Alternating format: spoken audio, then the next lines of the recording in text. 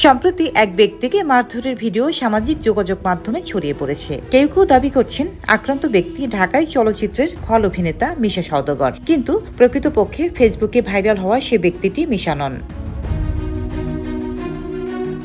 জনপ্রিয় এই খল অভিনেতা বর্তমানে বাংলাদেশেই নেই। তিনি পায়ের চিকিৎসা করাতে অবস্থান করছেন যুক্তরাষ্ট্রে।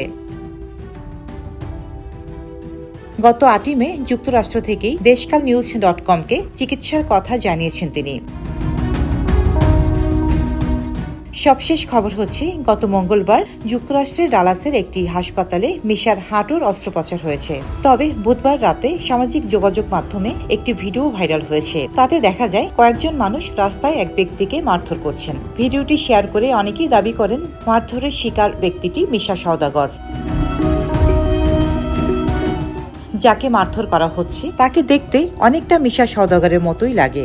আর গত কয়েক মাসে যেভাবে দল বেঁধে মারধরের একাধিক ঘটনা ঘটছে, তাতে আরও একজন আক্রান্ত হয়েছে বলেই ধরে নিয়ে সেই ভিডিওটি হাজার হাজার মানুষ শেয়ার করে যাচ্ছেন।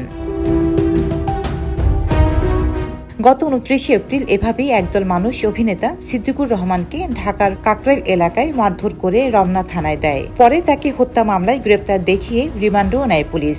প্রখ্যাত ভাস্কর রাশেকও গুলশানে এভাবেই লাঞ্ছনার শিকার হতে হয়। সেই ঘটনার পর তিনি প্রকাশ্যে আসছেন না।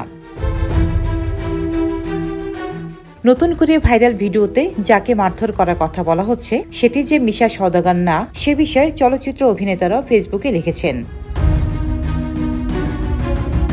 অভিনেতা জায়েদ খান বুধবার হাসপাতালে থাকা মিশার একটি ছবি পোস্ট করে লিখেছেন, সবার প্রিয় অভিনেতা মিশা সওদাগর ভাইয়ের আজ আমেরিকার ডালাসে একটি হাসপাতালে হাঁটুতে সফল অস্ত্রোপচার সম্পন্ন হয়েছে। সবাই দোয়া করবেন মিশা ভাইয়ের জন্য।